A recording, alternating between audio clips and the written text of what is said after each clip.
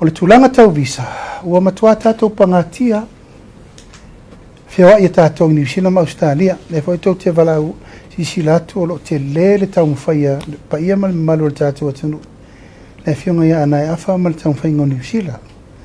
Ai Australia, ua ieila le tūlanga le nā, ua mata o na tūlou lava o le whaoa lo tātou tangata. E leia se a whaingo le whaingalu, enga toi fwoi mai o le fwoi tau watina e tātou. Ai le whauru whale mai lo le tui ngā mele le watu roma le watu aila. Ia o lo ieri pui ngā le tūlanga whai tētire nā. O le saunanga manino lea le taitai o le antu noo, ina ofisilingia le taimi o lana whaatala noa ngā matu stala. E tu sa ima fuafuanga le visa ua whaingoina o le Pacific Engagement Visa, po le PEV ale malu au Italia.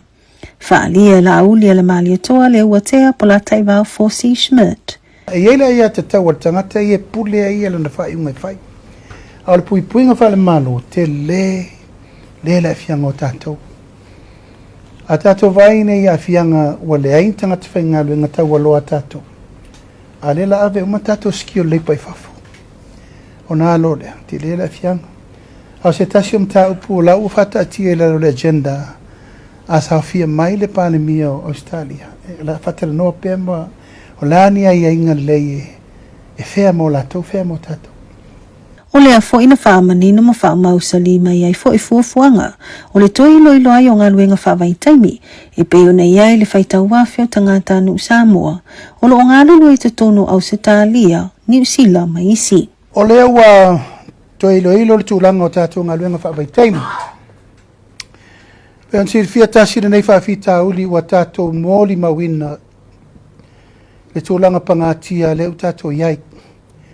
E tele le whaamanu ianga e maua mai. A wasili atu la le tele o whaale tonu. Aisea, e le i mautu, whainga whaavae na amata il polkalame.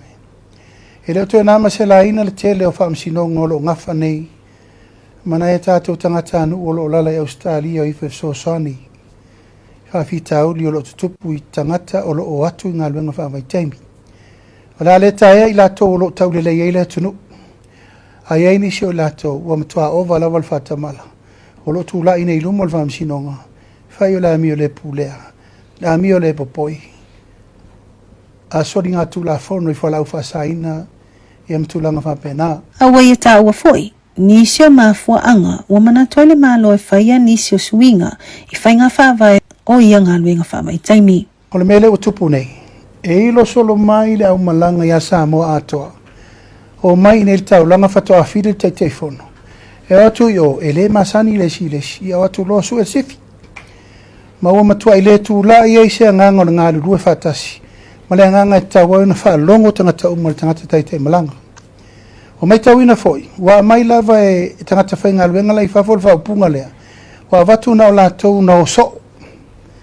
Ai poloka ai le tolu wafe tangata ia le i maua lava ni avanoa.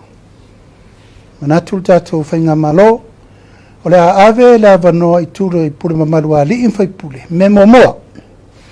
So se malanga i whiri le pure mamarua li in whaipule, e leise si e whaale tonu.